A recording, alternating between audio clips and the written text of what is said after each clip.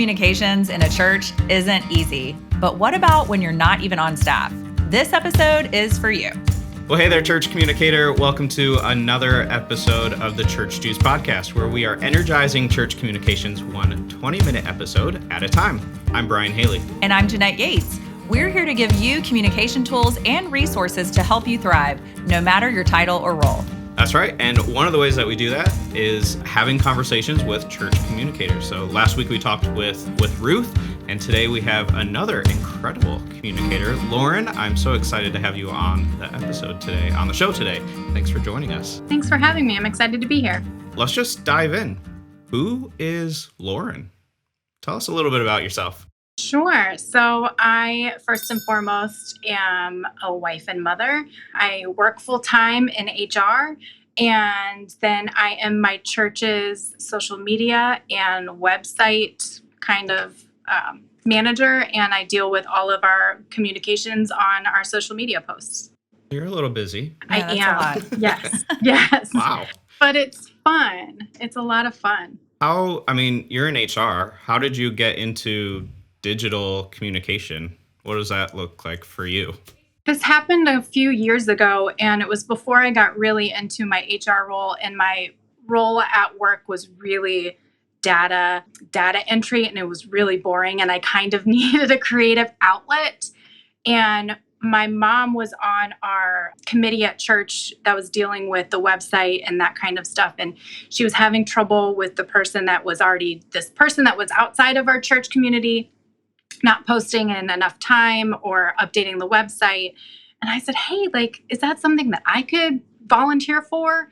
I love crafting and creativity, and that's kind of like an outlet for me. So I went to my pastor and I said, hey, is this something that you'd be willing for me to kind of do? Take over the Facebook, because we haven't had posts in like a year, 2 years. We're very relatable. Right. And it was actually right before COVID happened, which is such a blessing, where how God wrote this kind of story, because I offered this right before we all didn't show up to church anymore, and we did things online. And so It was kind of the perfect storm, where I was given this feeling that, hey, this is something that I want to do. And God's timing is perfect, right? So yeah. So that's kind of how I came into it, is I needed a creative outlet, and this was the perfect kind of thing for me. I love hearing how so many communication leaders just kind of fall into it. It's kind of amazing how, like you were saying, God kind of writes this story. We talk about this a lot, Jeanette. Like, God invites us into this story, and we're just one little piece of that, and that's pretty cool. Like Brian said, that's how I got into my role as a church communicator. So many people just kind of like step into one, like dip their toe into like one thing, and the next thing, it's all the things. But you started out as a volunteer, and how did you get to the point of being a paid freelance position? How did that work? I mean, I would imagine that conversation isn't always easy. So that's just another kind of God writing thing, right? So because I was doing all the posting, and they said, hey, maybe you can take over the website. And I said, I'm not IT. I don't do websites. And they said, I think you could learn. Okay. So because of the people they had hired before not really responding or doing things in a timely manner, they decided to let that contract kind of run out and go. And then they said, hey, we have a budget now. We'd like to pay you. So honestly, it wasn't even me asking, it was them offering, which was very kind. Yeah, that wasn't a conversation I had to have, because they now had the budget freed up to, it's not much, but any little bit helps. And I'm just grateful that they trust me with it. And now I feel like it's really a professional thing, other than just volunteering for my church. I'm like, I'm actually paid for this service, and it's nice. Well, and I think you bring up a good point. There's this, I feel like they're not tiers, but there are different levels of maybe authority and commitment between volunteer to kind of your position, where contract, freelance, to actually being on staff. So I would imagine in your position, that gives you some freedom, but it also gives you some additional responsibility or leadership opportunities. So how do you balance that? What does that look like? Yeah, so definitely with the paid position comes like a contract so that I will do this, this, and this, as opposed to like, oh, I'm volunteering, so whatever you get is what you get. But I'm not on staff, so I don't go to staff meetings. And that's where the hard part for me can be is that I do feel sometimes because this is a church that I attend as well. So sometimes I do feel left out of the loop on certain things, and I do have to track down people saying, hey, I need content for this. If there's something that you'd like me to update people or post about, I need you to reach out to me. So that is where I struggle sometimes with getting the information or the content because we're an older church too, right? So not everybody's tech savvy, not everybody's on Facebook, not everybody looks at the website. So that's the struggle that I can come up with sometimes is that there's this block. And sometimes I have to get real creative by looking at going back over the sermons to, oh, that stuck with me, or the bulletins or newsletters to be like, okay, I've got nothing for this week. Let me see what I can pull. Well, and I think even people who are on staff as church communicators sometimes might feel out of the loop too. That's I know true. that Yeah. I know that that can be an issue. So constantly improving that internal communication as well as external communication is one of the we try to speak on it here, but it's a lot of times there's not a lot of focus on that, but that's just as important because if you're not internally communicating, you can't externally communicate. So that's challenging for you. But do you also have something that you're really proud of? We would love for you to celebrate with you or hear something that you find very rewarding about your role. I have had lots of great feedback that we really only just use Facebook as our social media and our website. And we've had some younger families join the church in the past few years because they have seen that, oh, they are active, they're doing things in the community, at the church.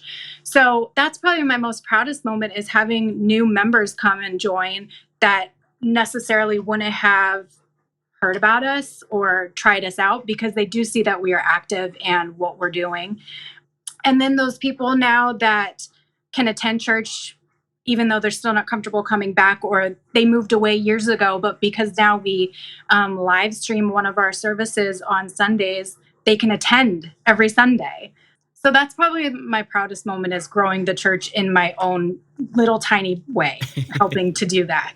I think that's pretty awesome. And I know even in my own church, the guests that we have on Sundays now almost always say that they've been watching online for months or, they've been following Facebook. And a lot of people join because they see that interaction or engagement with the community and, all those other opportunities too. So I think you're spot on. I think that's happening in a lot of places too.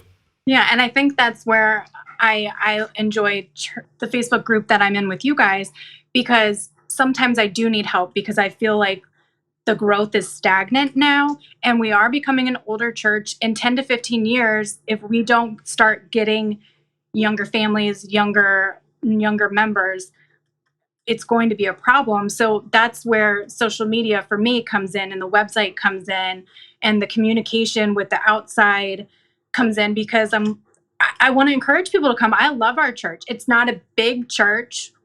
I've been to big churches. They're great. But the church that I go to is much smaller and I enjoy it because they know you.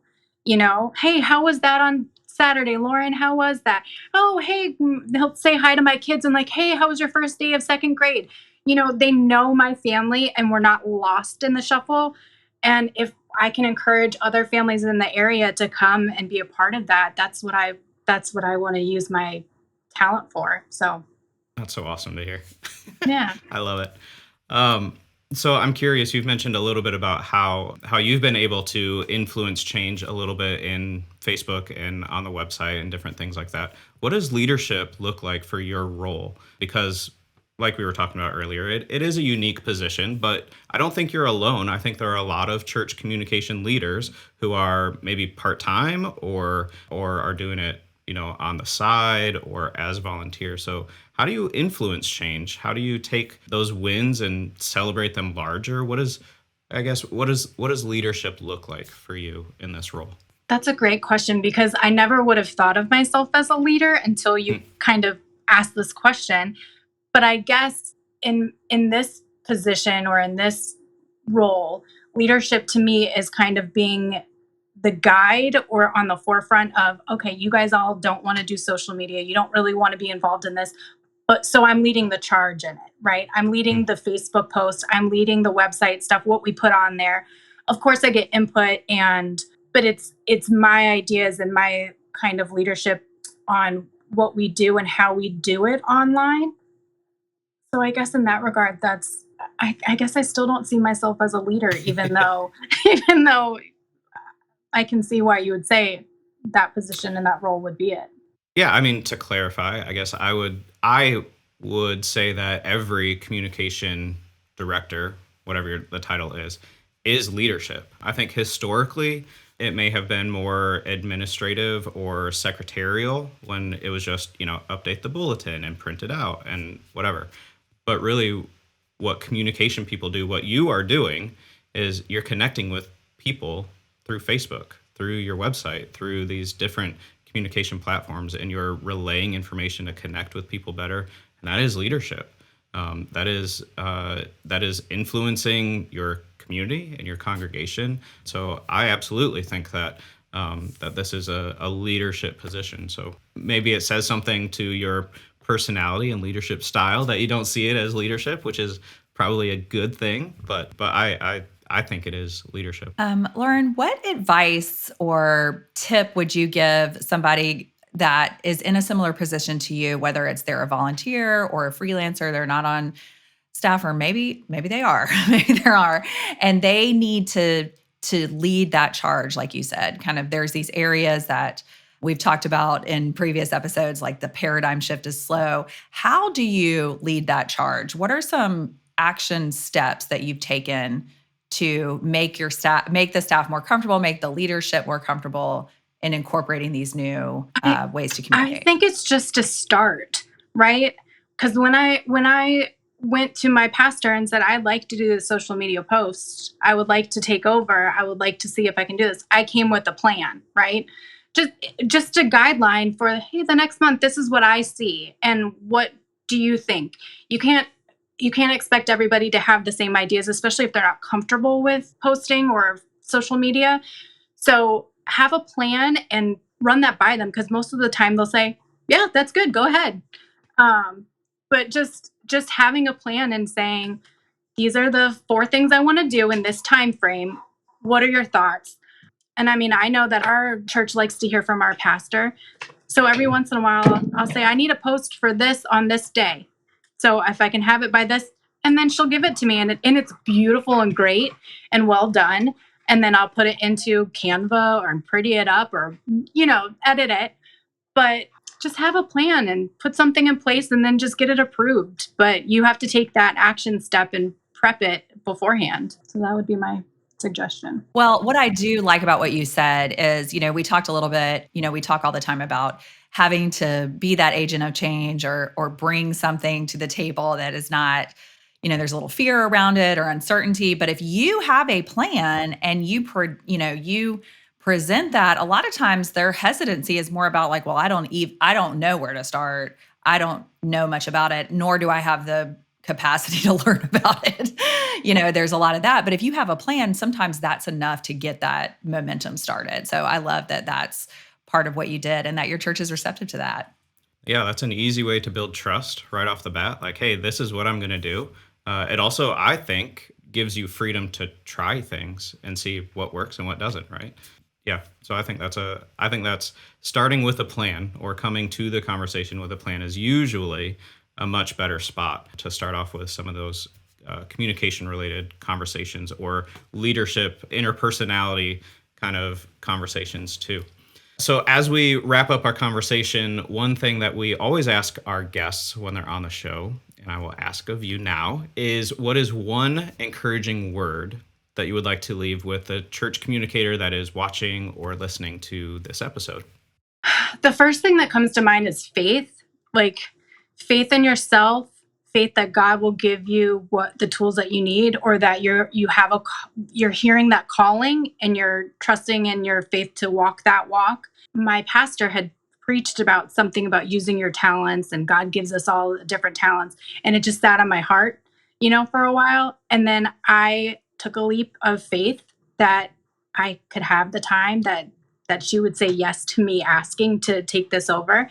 So faith in yourself, faith in God, faith in your church, that this is something that you can do. If you've been called to do it, you can do it, and you can do it. It's still 3 years later, and it's still a lot of fun. I have so much fun doing it still. It's not a job for me. It's such a creative and fun outlook, and I can see the change every once in a while that it's happening on my church, and I love it. Well, and you survived the pandemic and you're still doing it. So I think Yes. that's Right. something, right? That's exactly. Well, and that got you a ton of experience really quickly. So that probably helped you feel more comfortable in the role as well. And you were such a benefit right away to your congregation and community that I think that also built that trust really quickly, which is a blessing as well. People still felt engaged and involved and up to date on stuff. And yeah, when I look back, because when in the moment, sometimes you can't see the workings, but when you look back, you go, that was right before the pandemic. How did you do that, Jesus? That's crazy. It's always good to look back and see God's sovereignty and things, right? All right. How can people connect with you if they'd like to ask you more about your role or what you're doing, or maybe they have HR questions? They can message me on our Church Juice Insiders group. Lauren, I can send a message on there, or you can something on there. So Yeah, absolutely. I'm active, and I appreciate all the things that you guys post. Awesome. Well, thank you. And if you are watching today or listening along and you are not a member of our Church Juice Insiders Facebook group, I encourage you to join the conversation. It's a great safe space for conversation and connection for church communicators really all across North America. So you can find a link to join the group in the show notes for today's episode. On behalf of Church Juice and everyone at Reframe Ministries, thanks for watching. We'll see you next week when we talk with a member of the Church Juice community about their experience becoming a church communications leader.